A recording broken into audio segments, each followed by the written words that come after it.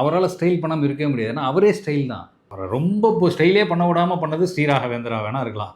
அதுக்கு ஏதாவது வாய்ப்பு இருந்தா பண்ணியிருப்பாரு. டப்புன்னு அந்த குச்சிய இப்படி போட்டு ராகவேந்திரா வந்திருக்கலாம். அத தவிர மத்த எல்லா படத்துலயுமே தலைவர் வந்து அவரே ஸ்டைல் ஐகான் தானே. யார் ஒருத்தருக்கு கோட் சூட் போட்டாலும் நல்லாயிருக்கும். வேஷ்டி சட்டை கட்டினாலும் நல்லாயிருக்கும். குர்தா பைஜாமா போட்டாலும் நல்லாயிருக்கும். தலைவர் பொறுத்தவரைக்கும் நல்ல ஃபுல் லென்த் டீ ஷர்ட் போட்டாலும் நீங்க மன்னன்லாம் பாருங்க. தர்பார்ல இப்பவும் அப்படித்தானே இருக்கு. ஒரு சாதாரண தளபதியில ஒரு ஹாஃப் கை ஷர்ட் போட்டு ரோல் பண்ணி மடிச்சு விட்டுருந்தாலும் ஸ்டைலா இருக்கும். பாஷால கோட் ஷூட் போட்டிருந்தாலும் ஸ்டைலா இருக்கும். ஆட்டோ டிரைவரா இருந்தாலும் ஸ்டைலா இருக்கும். பால்காரன் எப்படிங்க ஸ்டைலா இருக்க முடியும்? பால்காரன் நம்ம பார்க்குறோம். நம்ம வீட்டுக்கிட்ட பால்காரங்க வராங்க. ஒரு பால்காரன் எப்படி ஸ்டைலா காட்ட முடியும்? ஒரு ஆட்டோக்காரன் எப்படி ஸ்டைலா காட்ட முடியும்? கண்டக்டரா வந்தாலும் ஒரு ஸ்டைலா தான் வருவாரு. ஸ்டைலுங்கிறது வந்து காஸ்டியூம்ஸ் சொல்றேன். அவர் எல்லாத்துலயுமே ஒரு காஸ்டியூம் போட்டா ஒரு கர்ச்சீஃபை கட்டுவாங்க.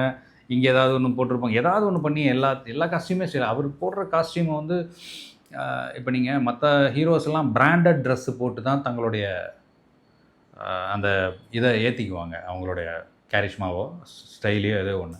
தலைவர் எதை போடுறா அதான பிராண்டே. NGA 550D TMT bars ஒவ்வொரு இன்ச்சிலும் நம்பிக்கை.